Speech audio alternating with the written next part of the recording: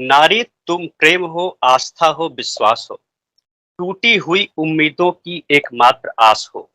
हम सबके समक्ष जो नारी शक्ति के रूप में उपस्थित हैं, उनका नाम प्रिया वाजपेयी है। प्रिया वाजपेयी एक एनिमल एक्टिविस्ट हैं, वीगन एक्टिविस्ट हैं। तो चलिए इनसे जानते हैं इनके बारे में। तो कैसी हैं प्रिया वाजपेयी जी? अपना थोड़ा परिचय दें और बताएं जी, लोगों को। हाँ, जी, नमस्ते। मैं दमन से हूँ, मेरा नाम प्रिया वाजपेयी है और मैं 2.5 साल से वीगन हूँ और मतलब हम लोग एनिमल के लिए काम करते हैं, लोगों को जागरूक करते हैं वीगनिज़्म के बारे में, क्योंकि वीगन का सिर्फ जानवरों के लिए ये अच्छी बात नहीं है, सिर्फ ये जानवरों के लिए प्रभाव नहीं डालता है, हमारे खुद के शरीर में भी इसका बहुत अच्छा हमें लाभ मिलता है। क्योंकि मैं भी 2.5 साल से वीगन हूँ, तो मैंने इसके लाभ खुद अपनी बॉडी में महसूस किए हैं। तो हम लोग जागरूक करते हैं। मुझे भी ये पता चला है कि मतलब बहुत टाइम के बाद कि कैसे ये डेयरी और मीट हमारी बॉडी के लिए अच्छा नहीं है। मीट तो मैं कंज्यूम नहीं करती थी, लेकिन अभी मैंने डेयरी बंद कर दी है। बहुत बढ़िया। प्रिया जी, ये सब डिस्कशन हम लोग आगे भी करते रहेंगे, लेकिन पहले हम ये जानना चाहते हैं कि आप वर्तमान में क्या कर रही हैं अपने करियर में, और क्या प्लान है फ्यूचर में आपको इन सब चीज़ों को लेकर जी, के साथ हम लोग जी, आगे बढ़ते हैं, बता दें। जी। जी, अभी तो मैं बीएड कर रही हूँ, टीचर ट्रेनिंग कोर्स, अभी मैं सेकंड ईयर में हूँ और यहाँ पे भी मतलब मुझे जितना मौका मिलता है स्टूडेंट से कनेक्ट करने का, इंटर्नशिप के दौरान या ऐसे लेसन्स के दौरान, तो मैं उनको भी एक्सप्लेन करती हूँ कि ये सब हमारी बॉडी के लिए क्यों अच्छा नहीं है। मीट और डेयरी हमारी बॉडी के लिए अच्छा नहीं है। जब मुझे मौका मिलता है, मैं उन्हें भी एक्सप्लेन करती हूँ इस बारे में। और आगे मेरा प्लान टीचिंग फील्ड में ही जाने में, मतलब मुझे इंटरेस्ट है कि मैं इस फील्ड में आगे बढ़ूँ। बहुत बढ़िया। आप अच्छा कर रही हैं, क्योंकि टीचर का कर्तव्य ही होता है कि लोगों को अवेयर करना, उनके बाहरी मूल्यों को बढ़ाने के साथ-साथ आंतरिक मूल्यों को भी बढ़ाना, ये शिक्षक का कर्तव्य होता है। तो इस सिद्धांत को आप उनके अंदर जीवों के प्रति दया का जो भाव पैदा करेंगी, वो भी उनके आंतरिक मूल्यों को ही बढ़ावा देगा। तो हम जी, आपसे ये जानना चाहते हैं कि जैसे कि बहुत सारे लोग होते हैं वीगन लाइफ़स्टाइल को सिर्फ़ खान-पान तक सीमित रखते हैं। जी, लगता है कि it is a kind of diet, उनको लगता है कि ये डाइट है एक तरह का। लेकिन ये जी, डाइट नहीं होता है, ये एक तरह का एक सिद्धांत है जो जीवों पे दया के लिए बनाया गया है, और उसके साथ जी, फ़ायदे बहुत सारे हैं। लेकिन सिर्फ़ डाइट जी, तक सीमित नहीं रहना है। तो आपसे मेरा प्रश्न ये है कि आप हुँ, वीगन कब बनी? आप वीगन कब बनी और आपके साथ चुनौतियाँ क्या-क्या आईं वीगन बनने में? जी। जी, मैं अभी 2.5 साल हो गए हैं जब से मैं वीगन बनी हूँ। एक अचानक फ़ेसबुक पे मैंने एक वीडियो देखा था जो एक एनिमल एक्टिविस्ट का था, अरविंद का। तो अच्छा, उसके अच्छा। बाद मैंने कई सारे वीडियोज़ देख डाले डेयरी के बारे में। फिर मैं नज़दीकी अपनी जो नज़दीकी डेयरी है, मैं वहाँ पे भी एक बार गई थी दूध खरीदने के बहाने से। अच्छा, मैंने अच्छा। वो सब कुछ अपनी आँखों से देखा। तो जो भी एक्टिविस्ट बता रहे हैं, बिल्कुल सही बात बता रहे हैं, इतनी गहराई से हर एक चीज़, क्योंकि वो बहुत ही रिसर्च करके ये वीडियो बनाते हैं, वहाँ पे वो हिडन कैमरा से शूटिंग करते हैं। इतनी बढ़िया उन्होंने जानकारी दी। तो उसी दिन से मैंने डिसाइड कर लिया था कि अब मैं दूध, चाय, दूध से जो भी कुछ बनता है सब छोड़ दूँगी, और उस दिन से फिर मैंने कुछ भी कंज़्यूम नहीं किया। हाँ, मतलब कभी-कभी मैं चाय या कॉफ़ी पीती हूँ, पर वो ब्लैक टी होती है, ब्लैक कॉफ़ी होती है, यानी कि उसमें दूध नहीं होता है। और हुँ। वो हेल्थ के लिए अच्छा अच्छा है, क्योंकि मुझे बहुत ज़्यादा बेनिफिट हुए। मैंने ये सब कुछ छोड़ा था सिर्फ़ एनिमल्स की वज़ह से, क्योंकि एनिमल्स को बहुत ज़्यादा सफ़रिंग होती है। बस इसी वज़ह से तो मैं मांस नहीं खाती थी, क्योंकि मैं नहीं देख सकती कि मेरे वज़ह से मैं वो निमित्त बन जाऊँ। मतलब दुनिया में जो भी कुछ होता है, लेकिन उसकी निमित्त अगर हम बन गए, उसका कारण हम बन गए, तो हम ही नहीं जी पाएँगे ना। तो मैं ये सही। नहीं चीज़ चाह रही थी कि मैं किसी चीज़ का इनके कटने का, मशीनों, बड़ी-बड़ी मशीनों में इन्हें काटा जाता है, या वो जंग लगी हुई बड़ी-बड़ी चाकुओं से, मतलब उसका कारण मैं बन रही थी। तो हुँ, मैंने हुँ। वो सब कुछ छोड़ दिया। चुनौतियाँ ये आई कि सबसे बड़ी चुनौती यही होती है कि हम अपने ही घर वालों को नहीं समझा सकते, हम बाहर वालों को समझा सकते हैं हमेशा। बाहर वाले बहुत बात मानते हैं, वो भी समझते हैं। हमारे जो सब फ्रेंड्स हैं वो भी समझते हैं, वो भी बहुत से लोग वीगन बन गए हैं। लेकिन घर पे जो बहुत सालों से चला आ रहा है, जैसे कि दूध आता है, घी आता है, तो घर पे ये सब बंद करवाना थोड़ा-सा मुश्किल रहता है। लेकिन वो इम्पॉसिबल नहीं है, अगर हम घर वालों को भी रेगुलर बोलेंगे, उनको कोई अल्टरनेटिव ला के देंगे, तो वो भी मान जाएँगे। जी, जी, जी। तो हमें आप ये बताएँ कि बहुत सारे जो आपके दोस्त होते होंगे, आपको देख कर के हमेशा आपसे ये ज़रूर प्रश्न करते होंगे कि प्रिया जी, जब से आप वीगन बनी हैं तब से आपके अंदर क्या-क्या परिवर्तन हुए? मतलब कुछ वीकनेस टाइप का लगता है क्या? मतलब ये बहुत सारे प्रश्न लोगों नहीं, के रहे, तो आपके साथ क्या ये तो हुआ है? बहुत बहुत बड़ा ये मिथ है कि कोई वीकनेस होती है।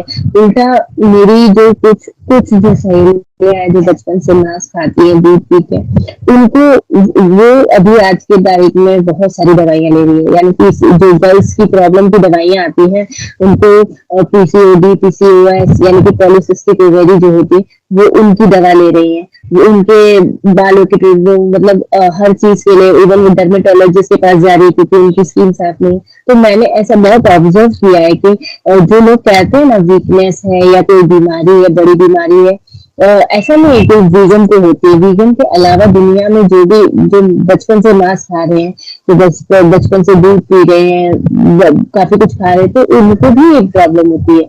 उनको तो उल्टा ज्यादा होती है क्योंकि जो मेरे मेरे जो ऐसे क्लासमेट्स हैं जो मांस खाते हैं, उनका मैंने देखा वो कितनी रेगुलर बेसिस पे वो दवाइयाँ लेती हैं। दवाई ना ले तो उनको पीरियड्स नहीं आएँगे। और ऐसी मैं अभी जब इंटर्नशिप के दौरान मैंने कुछ बच्चों से इंटरेक्ट किया, तो मुझे पता चला कि आजकल के ज़माने में लड़कियों को मतलब वो 3rd 4th क्लास से ही पीरियड्स आ जाते हैं। इतनी छोटी उम्र में उनको पीरियड्स आ जाते हैं, वो इसी वजह से क्योंकि उनका कंजम्पशन है डेली मतलब डेयरी वाला और मीट वाला, तो उसमें वो जो हार्मोन्स होते हैं ना, वो हमारे अंदर वो उसमें क्या होता है कि लड़कियां एज से पहले ही वो बड़ी हो जाती हैं और जी, अपनी एज से बड़ी दिखने लग जाती हैं, वयस्क सी हो जाती है एकदम छोटी। तो 4th क्लास के बच्चे को 5 क्लास के बच्चे को आजकल मतलब आजकल पीरियड्स आ रहे हैं। जी, और मुझे कोई वीकनेस नहीं है, उल्टा मुझे तो अच्छा लगता मतलब एक लाइट वेट फील होता है, अच्छा फील होता है, एनर्जेटिक काम कर सकते हैं। जब हमें भारीपन सा लगेगा बॉडी में कि कुछ हैवी सा खा लिया, तो इतना अच्छा फील नहीं होता है, लेकिन जब हम हल्के-फुल्के रहेंगे, तो हम बहुत सारा काम कर सकते हैं, हमें एनर्जी रहती है, बिना मतलब गुस्सा नहीं आता है, दिमाग भी शांत रहता है।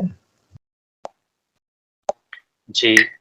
दूध के बारे में हमने बहुत सारे मिथ देखे हैं। लोगों ने ये भी बताया है कि दूध शाकाहार में आता है और दूध में क्या होता है कि संपूर्ण आहार होता है, उससे बहुत सारे पौष्टिक चीज़ें मिलती हैं। ये सब चीज़ें जी, बहुत सालों से चली आ रही हैं। जी, लेकिन कुछ-कुछ रिसर्च में ये भी पता चला है कि दूध पीने से बहुत ज़्यादा एसिडिटी की प्रॉब्लम, साथ-साथ आजकल जो देसी गाय के अलावा जो दूध आ रहा है, उसमें कैंसर बढ़ाने वाले तत्व भी कहीं-कहीं पाए जाते हैं। तो जी, और कहीं-कहीं ये भी पता चला है कि कुछ रिसर्च में, हालाँकि ये तो सब लोग जानते हैं कि दूध बनने की प्रक्रिया तो वही है कि ब्लड जो होता है किसी भी मवेशी में, उसके माध्यम से, खून के माध्यम से ही दूध बनता है। तो इस तरीके से हम ये बोल सकते हैं कि दूध तो मांसाहारी हुआ ना। और जी, बिल्कुल। ये भी है कि अ, बच्चों को सिर्फ 1.5 या 2 साल तक दूध की आवश्यकता है, उसके बाद वो शाकाहार पर पूरी तरह से डिपेंड रह सकते हैं। कई तरह के दाल हैं, कई तरह के प्रोटीन हैं जो कि शाकाहार में भरपूर मात्रा में उपलब्ध हैं। और इंसान को छोड़ कर के कोई और ऐसा पशु जीव नहीं है जो कि अपनी माँ के अलावा दूसरी माँ का दूध पिए। और एक समय काल के अलावा एक समय काल के बाद कोई भी पशु दूसरी माँ का चाहे अपनी माँ का दूध नहीं पीता है, तो सिर्फ इंसान ही क्यों पीता है? मतलब इसके बारे में थोड़ा बताएँ, ये क्या है आखिर? जी। इंसान बहुत पहले से बहुत सालों पहले से प्रथा किसी ने शुरू कर दी है। ऐसा होता है ना कि एक पीढ़ी ने जो कुछ प्रथा शुरू की है, चाहे वो अच्छी हो या बुरी, बाकी सब पीढ़ी के लिए वो एक मतलब कानून जैसा बन जाता है, वो एक मतलब त्योहार टाइप का बन जाता है। जी। किसी ने शुरू किया होगा अपने मतलब के लिए बहुत पहले, हम हमें तो पता भी नहीं कि सब कुछ शुरू किसने और कहाँ से शुरू हुआ है। किसी ने पता नहीं इंसान ने कैसे ऐसे सोच लिया कि अब मैं इसका दूध निकाल के बेचूं या पीऊं, जबकि ये कितना अननेचुरल है। हाँ, हाँ जी। तो ये किसी अब जो हम हमारी पीढ़ी अब जो करेगी वो आगे वाली पीढ़ी के लिए वो एक परंपरा टाइप की बन जाएगी। तो इसीलिए हमें अब कम से कम हमें सुधरना है कि हम वो पीढ़ी नहीं बने कि आगे वाली बहुत सालों तक जनरेशन हमें फॉलो करती रहे, हमारी गलत बात को फॉलो करती रहे। हम्म। और आजकल लोगों को ये लगने लग गया है कि वीगन जो होते हैं सिर्फ दूध छुड़वाने का काम करते हैं। ये कहीं-कहीं ये भी लगता है कि ये लोग देसी चीज़ों को खत्म करा रहे हैं। उनको ये पता ही नहीं है कि वीगनिज़्म का सिद्धांत ही निर्वध्यता का सिद्धांत है, जिसमें जी, किसी भी ऐसे प्रोडक्ट का हम इस्तेमाल नहीं करेंगे, जो किसी जानवर, पशु के वध से आता हो, उसकी हिंसा जी, करके आता। तो जी, उनको ये बताना बहुत ज़रूरी है कि हम अगर सनातन धर्म को मानते हैं, तो उसमें लिखा ही गया गया है कि अहिंसा परमो धर्मः। तो हम जी, जी, अहिंसा के उच्च कोटि पर हम लोग जा रहे हैं, उच्च स्तर पे पहुँच रहे हैं, क्योंकि जी, कोई भी वस्तु पदार्थ उसे प्रताड़ित किए बिना हम प्राप्त ही नहीं कर सकते हैं। जी, और ये लोगों तो को ये भी नहीं पता है, उनको लगता है कि दूध पीने से हम गाय की सेवा करेंगे, भैंस की सेवा करेंगे, ये तो बहुत ही गलत बात है, क्योंकि जितना दूध का प्रोडक्शन हो रहा है, उसी हिसाब से हुँ, मवेशी मारा भी जाता है, क्योंकि एक समय के बाद बूढ़ी होंगी, उनका खर्चा उठाना कठिन होगा, मुनाफे के लिए उनको हटाना पड़ेगा, बेचना पड़ेगा, उनसे भी पैसे प्राप्त करने पड़ेंगे। तो डेयरी इंडस्ट्री में जो दूध का उत्पादन है, वही बीफ इंडस्ट्री को बढ़ाता है। ज़रा इसके जी। बारे में बताएँ, क्या कुछ डेटा बताएँ लोगों को, कुछ जानकारी लोग इससे प्राप्त करें? जी, इंडिया में लोग बीफ खाते हैं नहीं खाते वो अलग बात है, लेकिन इंडिया टॉप का एक्सपोर्टर है, यानी कि बाहर के कंट्री में इंडिया से गाय भैंसों का मांस जाता है। चाहे वो भैंस का मांस हो चाहे गाय का मांस हो, जो भी हो इससे फर्क नहीं पड़ता, क्योंकि इंडिया में 70% भैंस का ही दूध पिया जाता है। जी, तो जी। ये जो मांस है ये कहाँ से आता है? ये सड़कों पे से उठाई हुई गाय भैंस नहीं है जिनका मांस टनों टनों मांस जाता है ट्रकों में भर भर के, इतना ज्यादा मांस ऐसा पॉसिबल ही नहीं है कि सड़कों पे इतनी सारी गाय मिल गई हो किसी को जो काट के उन्होंने डाल दी या जंगल में से मिल गई हो। ये सारी गायों को भैंसों को हमारी वजह से ही पैदा किया जाता है, क्योंकि कोई भी औरत है उसको, कोई औरत है इंसान की मैं बात करी, उसको भी अगर वो बच्चा नहीं जब तक उसका हुआ तो उसको दूध आना पॉसिबल है ही नहीं। हम जैसे अभी मैं लड़की हूँ तो जब मेरा बच्चा होगा इन फ्यूचर कभी, तभी मुझे दूध आएगा, वरना इससे पहले आता नहीं है। ये प्रकृति की अपनी व्यवस्था है। उसी हाँ, हिसाब से जैसे हम लोग एक आदमी और औरत है, वैसे ही जानवर एक नर और मादा है। वो कोई अंडे की मशीन या दूध की मशीन नहीं है। हमें भी बच्चों के लिए दूध आता है, वैसे उनको अपने बच्चों के लिए दूध आता है। उन्होंने भगवान ने उन्हें कोई दूध की मशीन बना के भेजा नहीं है। और बीफ सही। और लेदर इंडस्ट्री बिना डेयरी की चल ही नहीं सकती। लोगों को ये बात अभी समझ में नहीं आ रही है, वो इससे अनजान है, इसलिए अनजाने में उनसे ये पाप हो रहा है। उन्हें लग रहा है कि मैं तो सिर्फ घर पे दूध पी रही हूँ या चाय पी रही हूँ। काफी लोगों से हाँ, जब बात की तो लोग ऐसा कहते हैं कि हम तो नहीं काट रहे गाय भैंस, जो काट रहा है उसकी गलती है। लेकिन उन्हें ये नहीं पता चल रहा है कि भले हम नहीं काट रहे लेकिन हमारे वजह से ही काटी जा रही है। हम डेली दूध खरीद रहे हैं, मार्केट में जाके मिठाई खरीद रहे हैं, दूध से बनी चीजें खरीद, घी खरीद रहे हैं, तो उसी के वजह से ही गाय भैंस काटी जा रही है। किसी भी औरत, इंसानी औरत को भी इतना दूध नहीं आएगा कि उसका दूध पूरी दुनिया पिए। फिर दूध के अलग अलग डेरिवेटिव्स बने, यानी कि घी बने, दही बने, पनीर बने। तो दूध गाय भैंसों को भी उतनी मात्रा में नहीं आता है। उनके बच्चे का पेट भर सके उतना ही आता है।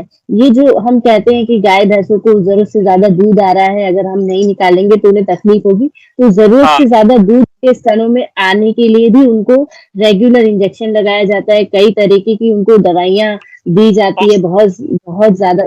जी, तो इसी वजह से उनको वो दूध आ रहा है, और हर चीज इतनी अननेचुरल है, हुँ, वो हमारी बॉडी के लिए भी अच्छा नहीं है और उनके उनके साथ तो बहुत बुरा हो रहा है। और अगर आप पस सेल्स की बात करेंगे तो बहुत सारे पस के सेल्स होते हैं, करोड़ों होते हैं एक ही कप ग्लास में, इतने उसमें होते हैं वो हम अपनी आंखों से नहीं देख सकते। लेकिन जब हम रिसर्च करते हैं तो उसमें हमें उसमें आता है ये सब कि उसमें कितने परस के कीटाणु होते हैं, खून होता है। और गाय भैंस भी एक मतलब औरत, और जैसे हम औरत और आदमी है, हमें बीमारी होती है, वैसे मवेशियों को, जानवरों को भी बीमारी होती है। गाय भैंसों को कैंसर भी होता है, टीबी भी होती है। ये सारी बीमारी जो इंसानों में है वो उनमें भी होती है। तो हम जो उनका दूध पी रहे हैं ना, वो उनकी बीमारी हमारे अंदर भी आती है। आजकल गाय जी, भैंसों को लंपी की बीमारी हो रही है। जी, हो रहा है। लाखों जी, गाय मर चुकी हैं, हाँ, हाँ, लाखों मर भी रही है डेली। और जी, हमें क्या पता है कि जो दूध हमारे घर पे आ रहा है वो कैसे आ रहा है, क्या वो देखो, जो लोग को बेचना है वो तो कुछ भी हमें बेच देंगे। वो ये ख्याल नहीं करेंगे कि लंपी बीमारी वाले का दूध मैं नहीं बेचूं। हो सकता है हम जो दूध आज पिए या जिसकी चाय बना के हमने पिए, वो शायद किसी लंपी बीमारी के पेशेंट हो, गाय उसका हो। हुँ, सही बात है। जी, तो ये सारी चीज़ें आपने बहुत अच्छा बताया कि दूध के बारे में ये सारी चीज़ें हुई, और अगर दूध की वजह से मांस उद्योग इतना फलित हो रहा है, तो जो लोग अपने को शुद्ध धार्मिक बोलते हैं, उनको तो समझ ही जाना चाहिए कि वो अप्रत्यक्ष रूप से इसके सहायक बन रहे हैं मांस इंडस्ट्री को बढ़ाने में। और अगला जी, व्यक्ति सस्ता मांस इसीलिए खरीद पा रहा है क्योंकि आप दूध का सेवन करते हो, भोग करते हैं। आपको जी, घरों पे अत्यधिक मात्रा में मिठाइयों का सामान चाहिए, छेना चाहिए, खोया चाहिए, हर चीज़ चाहिए, तो कहीं न कहीं आप उसको सब्सिडाइज़ कर रहे हैं मांस को। तो आप जी, समझ कि आप अप्रत्यक्ष रूप से उसके सहायक हैं। तो ये सब छोड़ना जी, पड़ेगा। अगर नैतिक तल पे देखें तो आप बहुत गलत कर रहे हैं। आपने जी, बहुत अच्छा बताया कि एक माँ से जो दूध निकल रहा है बछड़े के लिए या बछिया के लिए, वो उसके लिए पर्याप्त होता है। लेकिन हम क्या करें, अ, उसके अलग-अलग पदार्थ बना रहे हैं। तो ये अनैतिक ही तो हुआ कि किसी का दूध छीन करके हम अपने स्वाद के लिए तमाम तरह का एक्सपेरिमेंट कर रहे हैं।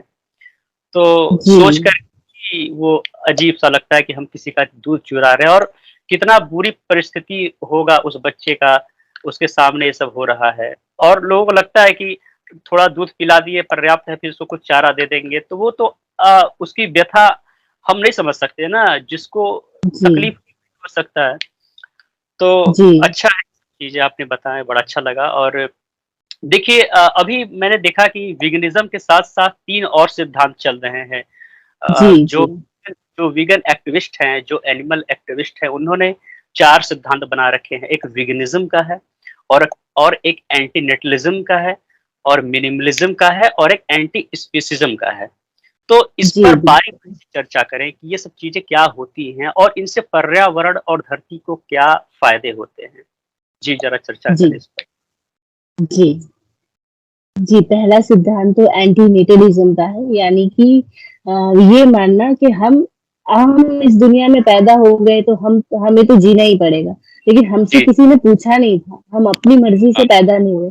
किसी ने हमें हुँ, पैदा किया, हम उसके थ्रू इस दुनिया में आए। हम अपनी मर्ज़ी से तो आए नहीं हैं। लेकिन अब हम क्योंकि इस दुनिया में पैदा हो चुके हैं, हम आ चुके हैं, तो अब हम वो कर्म में बंध गए हैं। जैसा हम धार्मिक में भी ऐसा कहते हैं, जो धर्मों में भी ये कहा जाता है कि वो कर्मों का बंधन होता है। 84 लाख योनियाँ होती हैं। तो वो मतलब ये इतना बड़ा बंधन है, धर्म की तरीके से भी। और जो धर्मों में नहीं मानते, उस तरीके से भी अगर देखा जाए तो life is not a gift. Life कोई बहुत बड़ा गिफ्ट नहीं है। जब तक ज़िंदगी है इंसान की, तब तक उसको कोई ना कोई कष्ट है ही। जी, फिज़िकल जी। रूप से भी है, इमोशनल रूप से भी है। तो ज़िंदगी ही एक तरीके का नर्क है। यहाँ जिसको जिंदगी मिली है, तो वो बहुत खुश होने वाली बात नहीं है। ये जिंदगी हमारा नर्क है। इसे नर्क लोक कहा जाता है, मृत्यु लोक कहा जाता है, अगर हम भटके धार्मिक। बात आई है। जी, जी। जी, मृत्यु इसे लोक है। मृत्यु लोक जी।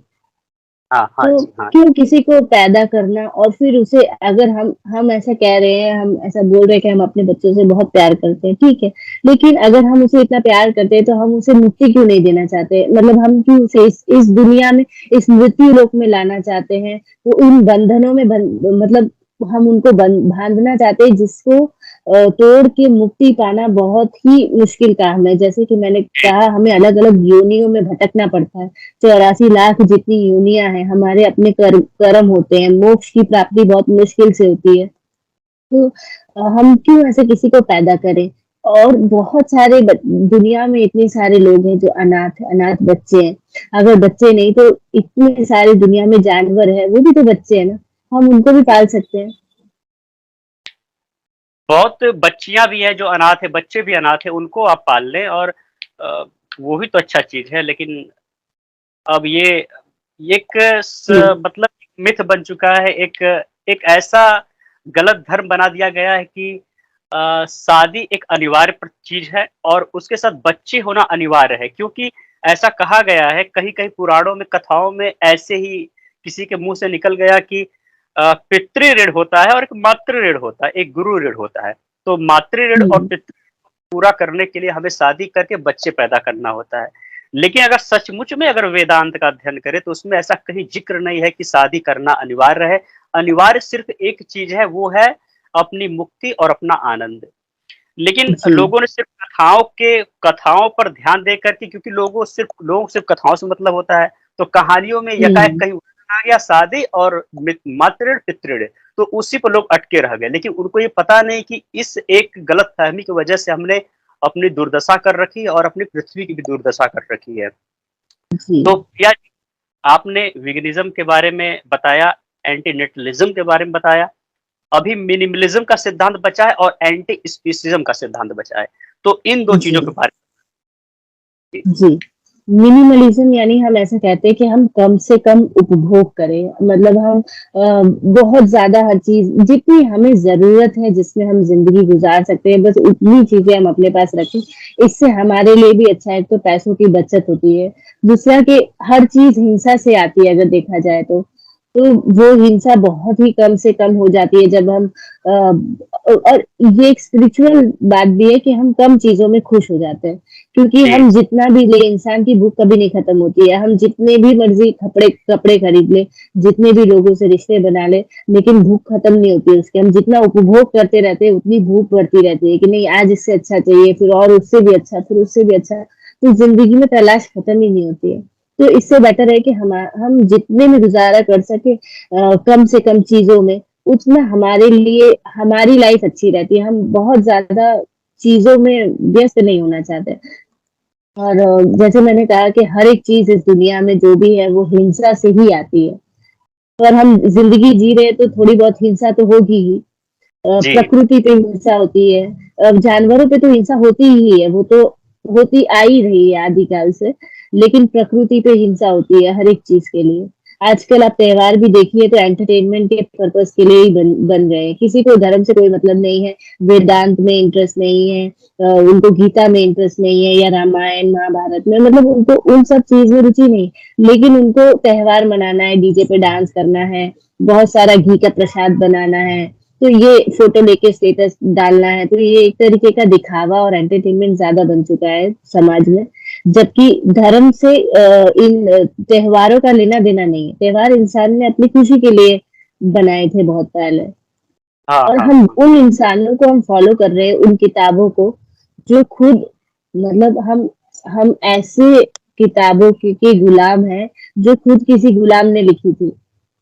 जो हुँ। जो खुद मुक्ति नहीं पा सके, जो एक गुलाम ने जो किताबें लिखी है, जो बहुत सालों पहले पहले की है, उस पे हम तर्क भी नहीं करते, बस उसी को हम फॉलो करते रहते हैं। वो आज के ज़माने की बात अलग है, उस ज़माने की बात अलग थी।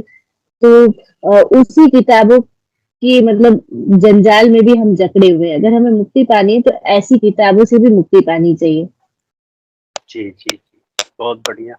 ये एंटी स्पीशीज़्म क्या होता है? जी। जी, जैसे जातिवाद होता है कि हम इसी जात वाले को जैसे होता है कि नहीं मुझे कुछ लोग कहते हैं कि मुझे गुजराती नहीं पसंद, कुछ कहते हैं कि हमें साउथ इंडियन नहीं पसंद, कुछ कहते हैं हमें मराठी नहीं पसंद है। ऊँच जात, नीच जात ऐसी बहुत कुप्रथाएँ इंसानों ने चला रखी है। उसी तरीके से इंसान ये कुप्रथा जानवरों के साथ भी करते हैं जिसे प्रजातिवाद कहते हैं। जानवरों के साथ यानी किसी एक जानवर को हम इतना पसंद करते हैं कि उसे हम घर पे पालते हैं, उसके लिए हम रोते हैं, उसकी मौत हम चाहते नहीं हैं। जैसे कि कुत्ते हैं, बिल्ली है, कुछ लोग उनको घर पे पालते हैं। लेकिन वही जितनी दया हमें कुत्ते बिल्लियों पे आती है ना, हम हमारे सामने कुत्ते बिल्ली अगर काटे जाए तो हमें अच्छा नहीं लगता, हम शायद सामने वाले को रोके भी ये करने में। लेकिन जब हमारे ही सामने मुर्गे काटे जाते हैं, डेली चिकन काटी जाती है, तो हमें कोई फर्क ही नहीं पड़ता। मतलब हमारे हमने अपने आप को ऐसा बना लिया, ऐसी कंडीशनिंग हो गई है कि हमें ऐसा लगता है कि मुर्गियां तो काटने के लिए ही भगवान ने भेजी है, वो कटने के लिए ही पैदा हुई है। हमारे सामने मुर्गी कट जाए, लोग वहां से निकल जाएंगे, उसकी लाश खरीदेंगे मांस की दुकानों पे जाके, कोई फर्क नहीं, वहां पे मोल भी करेंगे, नहीं इतने में दे दो, इतने में दे दो। तो उससे कोई किसी को फर्क ही नहीं पड़ता है। जब गाय कटती है, जब मुर्गियां कट रही हैं डेली, जब इतनी हिंसा हो रही है उनके सामने, जब मछलियां कट रही है, तब तो लोगों को बिल्कुल भी फर्क नहीं पड़ता है, क्योंकि लोग ऐसा मानते हैं कि मछलियों को मारना सबसे ज्यादा आसान है, मुर्गियों को भी मारना सबसे ज्यादा आसान है। कुछ लोगों का तर्क ये है कि इन लोगों की मेमोरी बहुत कम होती है, इसीलिए इनको मार दिया जाना चाहिए, या इनका आईक्यू इंसानों जैसा नहीं होता तो इनको मार देना चाहिए, इनमें चेतना वैसी नहीं होती है। भले ही उनमें चेतना जो हो, उनकी आईक्यू जो हो, लेकिन उनको दर्द हमारे जैसा ही होता है, सेम। उल्टा अगर मैं कहूँ तो हमसे ज्यादा होता है, क्योंकि वो बहुत सेंसिटिव होते हैं जानवर। आप अगर देखो बिल्लियों को, खरगोश को जरा भी सर्दी लग जाए तो वो सिर्फ ठंड से मर जाते हैं। तो उनके लिए तो जो दर्द इंसान सह सकता है उससे भी ज्यादा वो नाजुक होते हैं जानवर, वो एक बच्चे होते हैं। तो हमें ये प्रजातिवाद का मतलब यही है कि अगर आप बोल रहे हो अपने आप को एनिमल लवर कह रहे हो, या आप बोल रहे हो कि मुझे जानवर पसंद है, तो आपको फिर सारे जानवर पसंद होना चाहिए। इसमें फिर भेदभाव कहाँ से आ गया कि नहीं मुझे मुर्गी नहीं पसंद, मैं मुर्गी काट सकती हूँ लेकिन मैं बिल्ली नहीं काट सकती, मैं गाय काट सकती हूँ लेकिन फिर मैं घोड़ा नहीं काट सकती, ऐसा नहीं। जानवर जानवर है, फिर आपको सारे पसंद होने चाहिए। आप फिर हम भेदभाव नहीं कर सकते कि नहीं सुअर मुझे नहीं पसंद है, मुझे सिर्फ बिल्ली पसंद है, ऐसा नहीं होता है। सब जानवर में सब सब आते हैं, और उनमें हम भेदभाव हम नहीं बना सकते हैं। हम इंसानों ने बहुत भेदभाव कर करके देश बना लिए, सरहदें बना ली, और हम वो ही गंदगी अब जानवरों में भी, मतलब हम इसी चीज की वजह से जानवरों की लाइफ भी नरक बना रहे हैं।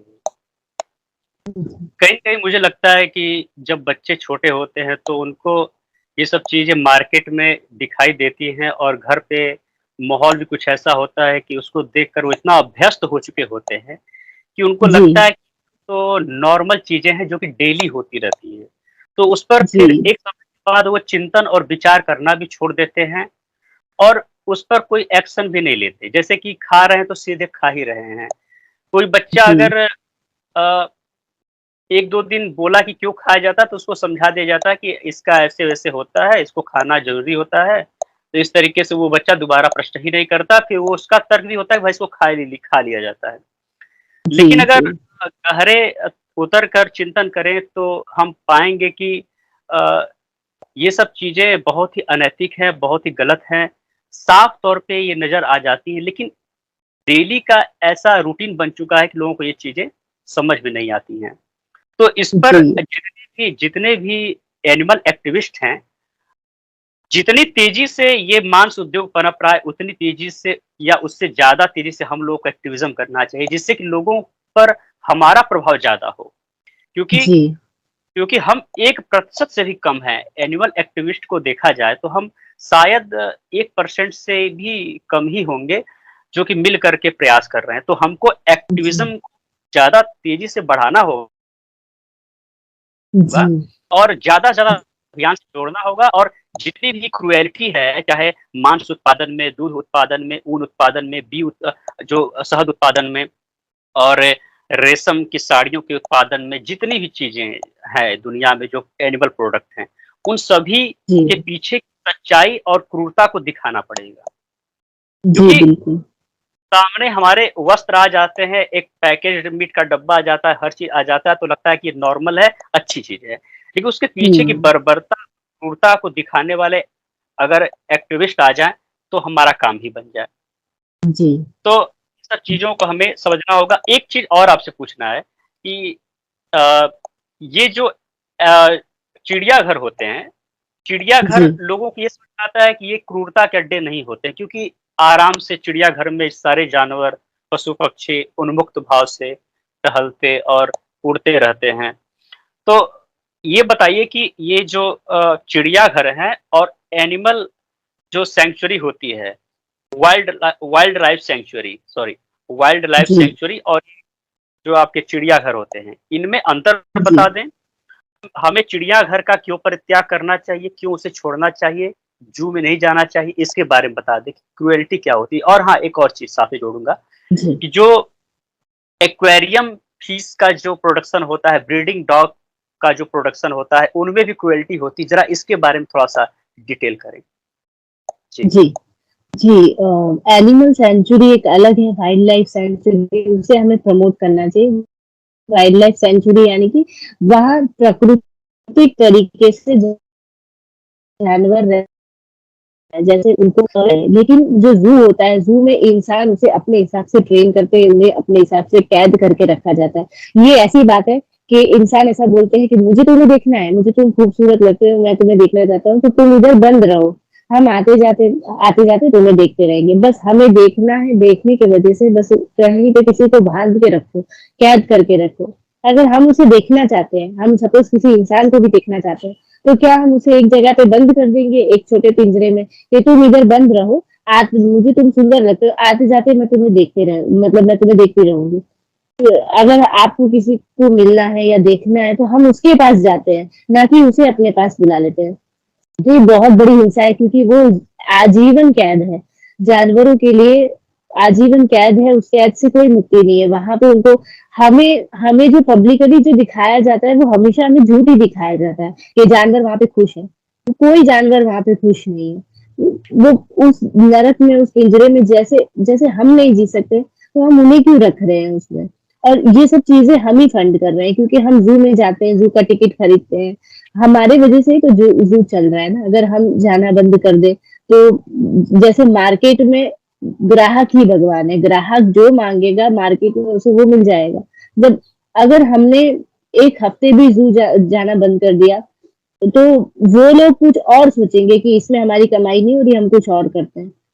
तो जी। हम ही ऐसे लोगों को हम ही उनका धंधा इतना बढ़ाते हैं, हम ही उनको क्योंकि ज़ू भी फ्री नहीं है जाना, उसमें भी हम टिकट दे के पैसे दे के ही हिंसा करते हैं। हमारे लिए तो और अच्छा है कि हमारे पैसे बच रहे हैं। पैसे बचाओ, क्यों जाके हम अपने पैसे खर्च करके ये हिंसा का हिस्सा बन रहे हैं। दूसरे भी एडवेंचर है जो हम कर सकते हैं। जानवरों को अगर देखने का इतना मन है तो हम जंगलों में जाएँ, वाइल्ड लाइफ सेंचुरी में जाएँ, वहाँ पे हम अच्छे से देख सकते हैं जानवर को। बड़े-बड़े शेर हैं, चीता, भालू, उन सबको ऐसे कैद करके रखा जाता है और हुँ, हमारे सामने उन्हें ट्रेनिंग नहीं दी जाती है, इसलिए जनता को अभी कुछ मालूम नहीं है। जनता को सिर्फ़ ऊपर की परत की बात बताई जाती है, अंदरूनी बात नहीं बताई जाती है कि उनको लाया कैसे जाता है, उनको कितना मारा जाता है, उनको कैसी ब्रीडिंग कर के पैदा किया जाता है। और जो सेकंड वाला क्वेश्चन था जो कुत्तों को, बिल्लियों को ब्रीडिंग करते हैं। लोगों को अपने-अपने घरों में फैंसी कुत्ते चाहिए, फैंसी बिल्लियाँ चाहिए उनकी वो हमेशा पूछते भी है कि कौन-सी ब्रीड का कुत्ता है तुम्हारे पास? कौन-सी ब्रीड की बिल्ली है? टर्किश बिल्ली का लोगों को बहुत शौक है।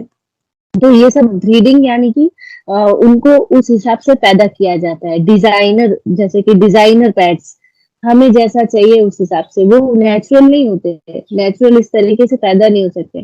पर कस्टमर डिमांड करता है कि मुझे ना पिटबुल ही ब्रीड का ये कुत्ता चाहिए, तो उसे जी, वैसा ही मिलता है। यानी ब्रीडिंग में भी उसे ज़बरदस्ती बार-बार बच्चे पैदा करवाते रहते हैं, क्योंकि इंसानों को उसकी डिमांड है। कोई भी घर पे ये इसमें भी एक स्पीसिज़्म है कि जो रास्ते का कुत्ता है या रास्ते की बिल्ली है, वो इंसान घर पे नहीं रख सकता। उससे वो सोचता है मेरा स्टेटस गिर जाएगा। वो समझता है कि रास्ते की कुत्ते-बिल्ली गंदे हैं, जबकि वो अगर खरीदे हुए कुत्ते-बिल्ली उनको ज़्यादा अच्छे लगते हैं क्योंकि वो सोचते हैं कि वो साफ है। जबकि कुत्ते और बिल्ली हर कहीं एक ही जैसे हैं, उनकी बॉडी एक ही जैसी है। तो वो ये नहीं चाहते कि हम अपने ही एरिया में अगर इंसान देखे तो बहुत सारे कुत्ते बिल्ली है जो बेसहारा है तो हम उन्हें घर पे पाल सकते हैं लेकिन नहीं हम ये सोचते हैं कि हम पैसे खरीद के कोई लाएं जो एक तो इंसान को ये रहता है कि हमें उससे कोई बीमारी ना हो अगर हम खरीद के लाएंगे तो उनमें बहुत सारी उनको दवाई दी जाती है। लेकिन हम ही इस चीज़ को हम भी फंड कर रहे हैं, क्योंकि उसमें उनसे पूरी ज़िंदगी बच्चे पैदा करवाया जाता है ब्रीडिंग में, और बस फिर उनके बच्चे इधर-उधर, इधर-उधर बिकते रहते हैं। तो हुँ। हम ये हमारी ही गलती है। जैसे वोट देने का हमें पावर है और एक वोट से हमारे सरकार बदल जाती है, वैसे हमारे पास खरीदने का भी पावर है। इंसान को इस पावर का मिसयूज़ नहीं करना चाहिए। जो जो पावर ऑफ बाइंग जो है, हम खरीद सकते हैं, हमारे पास पैसा है, तो हम ऐसी चीज़ें क्यों ना खरीदें जिससे दूसरे को नुकसान ना हो, हमें खुद को नुकसान ना हो। हम क्यों हमेशा हिंसक चीज़ों में अपने खुद के पैसे डालते हैं? बहुत बढ़िया आपने बताया। जब से आप जी। वीगन बनी हैं और एक्टिविज़्म कर रही हैं, उसके बाद से आपके जीवन में कितना परिवर्तन हुआ है? कितनी खुश हैं धरती और पर्यावरण के लिए ये सब करके आप? जी। एक तो पहली बात कि मुझे जो भी वीगन्स लोग हैं उनको बहुत अच्छे से रात को सुकून वाली नींद आती है कि हाँ, मतलब जो भी कि मतलब हमारी वज़ह से ये सब नहीं हो रहा है, मैं इस पाप का हिस्सा नहीं हूँ। और हम लोग भी ये कोशिश करते हैं कि जितने लोग हो सके उनको भी हम जागरूक करें कि वो भी इस पाप का अनजाने में हिस्सा ना बने। तो जी। एक चीज़ तो हमें मन से बहुत तसल्ली मिलती है। जैसे पहले मैं पहले कुछ मतलब और थी, मुझे भी ज़िंदगी से जैसे सबको बहुत कुछ चाहिए, अच्छी नौकरी, मतलब इंसान को सैटिस्फैक्शन कभी नहीं मिलती है। तो पहले इससे थोड़े टाइम पहले मैं ये सोचा करती थी कि नहीं अच्छी नौकरी हो, नहीं इससे ज़्यादा सैलरी कहीं मिले, नहीं इससे ज़्यादा अच्छी कोई ड्रेस हो। तो अब मेरा वो इससे अच्छा, उससे अच्छा करने की आदत अब वो मेरी खत्म हो चुकी है। अब मुझे अच्छा, ऐसा है कि जितने में मैं ज़िंदा रह सकूँ, अपनी ज़िंदगी पे मैंने बोझ बना रखा था। इतना इतना स्ट्रेस हम क्यों लेते हैं बिना मतलब में, स्ट्रेस सही बना बात। रखा था कि नहीं इससे भी अच्छी जॉब, नहीं इससे भी अच्छे कपड़े, नहीं इससे भी अच्छा ये। तब मैंने ये वाली जो बात है ये छोड़ ही दी है। तो अभी मेरी ज़िंदगी में बहुत शांति हो गई है। जितना मुझे ज़रूरत है जिन-जिन चीज़ों की वो मेरे पास अवेलेबल था ही पहले से। अब मैं उन चीज़ों में संतुष्ट भी होने लग गई हूँ। यानी कि असली आनंद अब आपको मिल रहे हैं। जी, अब मुझे ऐसा भी लग रहा है कि थोड़ा मैं स्पिरिचुअल अभी मैं स्पिरिचुअल बनी हुई हूँ, और अभी मैं जो भी परमात्मा है, ईश्वर है, उससे मैं अभी अब ज़्यादा कनेक्ट कर पा रही हूँ। मतलब पहले भी पूजा करते थे, लोग पूजा करते हैं, घंटी हिलाते हैं या मंदिर जाते हैं, ये सब एक तरीके का ढोंग है। लेकिन अगर हमें वो परमात्मा से कनेक्ट करना है तो वीगन बनना ये सबसे ही अच्छा ऑप्शन है हमारे पास। आप ग्रंथों को ज़्यादा पढ़ते स्पिरिचुअल होते हैं। जब हम स्पिरिचुअल मतलब जब हम वीगन बन जाते हैं, तो बाय डिफ़ॉल्ट हम स्पिरिचुअल बन ही जाते हैं। हैं? जी, सही बात। क्योंकि वो उसमें अहिंसा की भावना आ जाती है ना, दया की भावना आ जाती जी, अहिंसा की भावना आ जाती है। कुछ लोग ये है। मानते हैं कि अगर हम जानवरों से प्यार करते हैं मतलब हम इंसानों से नफ़रत करते हैं, पर ऐसा नहीं। जब हमारा मन ऐसा है ये कि हम जानवर से इतना प्यार करते हैं, मतलब हम इंसानों को भी सफ़रिंग हम उनको भी नहीं देख सकते दुःख में।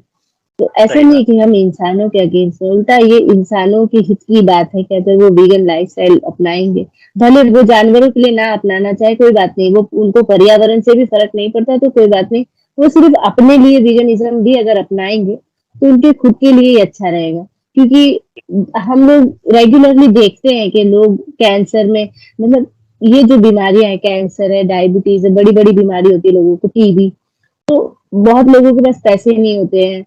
ये सब ट्रीटमेंट जब होता है तो इंसान जो खुद दर्दी है वो कितना तड़पता है। ऐसे तड़प-तड़प के वो मरता है, तो क्यों ना वो ये हिंसा से दूर रहे पहले ही। तो ऐसा हमें इस दुनिया में ही सब भुगत के जाना है। ये ऐसा कुछ भी नहीं कि हमें अगले जन्म में पाप मिलेगा या बहुत देर में मिलेगा।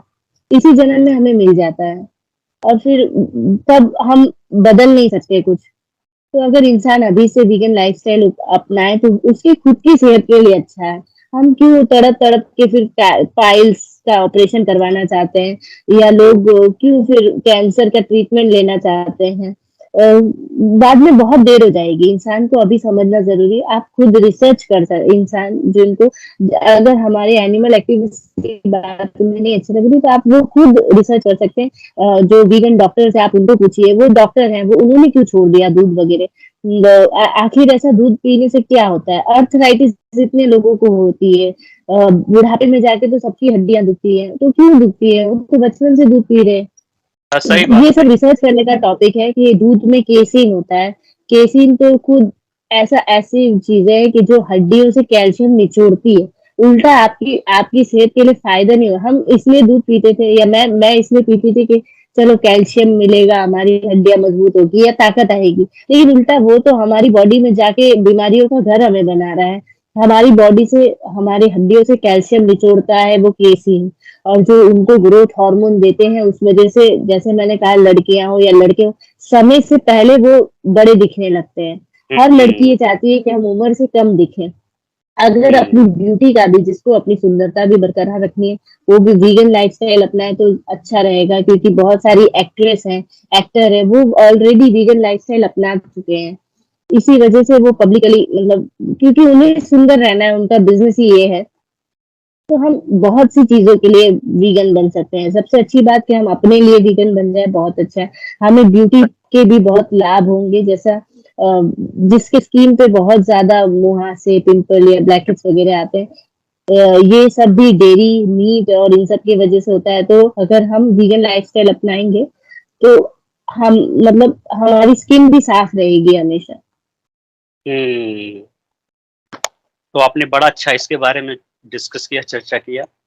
अब वो कौन सी कुछ बातें हैं जो आप लोगों को दिल से बताना चाहेंगी, कि वो संदेश क्या देना चाहेंगी जिससे कि लोगों के अंदर परिवर्तन हो और उनके जीवन में जो महत्वपूर्ण हो, उनकी लाइफ को बदल सके, उनके लाभ के लिए क्या संदेश देना चाहेंगी जो एकदम दिल से आपको निकले?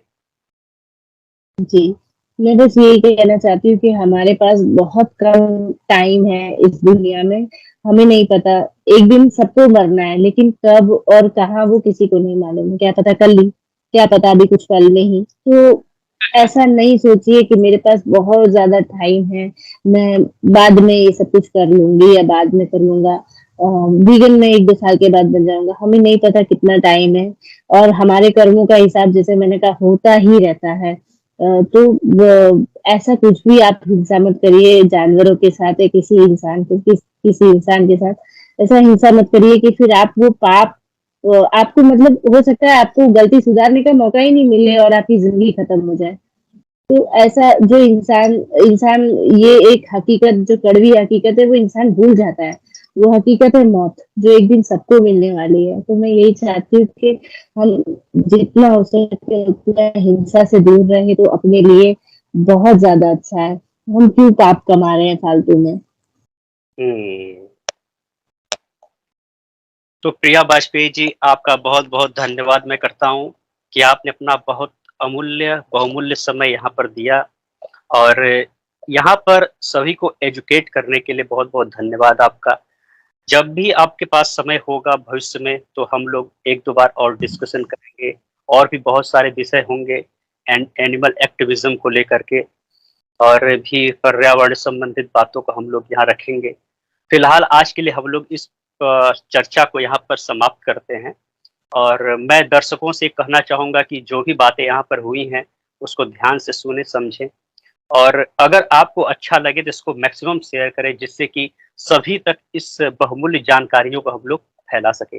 धन्यवाद आपका, प्रिया वाजपेयी जी, जी। बहुत बहुत धन्यवाद। धन्यवाद।